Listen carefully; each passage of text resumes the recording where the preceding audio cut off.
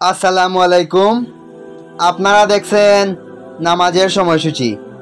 যদি ভিডিওটি ভালো লাগে অবশ্যই লাইক দিয়ে চ্যানেলটি সাবস্ক্রাইব করবেন এবং আপনি কোথা থেকে আমার ভিডিও দেখছেন তা অবশ্যই কমেন্ট করে জানাবেন। আগামীকাল 18ই অক্টোবর রোজ শনিবার 25 রবিউল সানি 1447 হিজরি, 2 কার্তিক 1432 বঙ্গাব্দ। আপনারা দেখছেন ঢাকা ও তার পার্শ্ববর্তী এলাকার নামাজের সময়সূচি। ঢাকা ফজর শুরু ভোর 4:41, ফজর শেষ ভোর 5:56। জোহর শুরু দুপুর 11:44, জোহর শেষ বিকেল 3:52।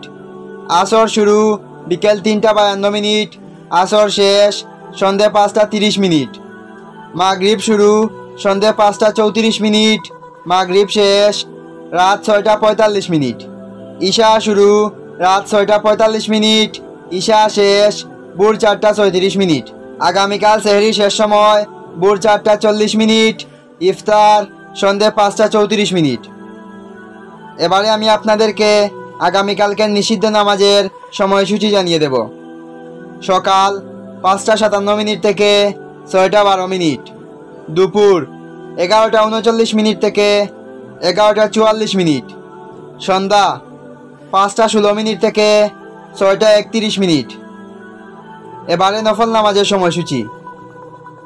তাহাজ্জুদ রাত 9:56 থেকে ভোর 4:40, ইশরাক ভোর 6:13 থেকে দুপুর 11:38, চাশত ভোর 6:13 থেকে দুপুর 11:38।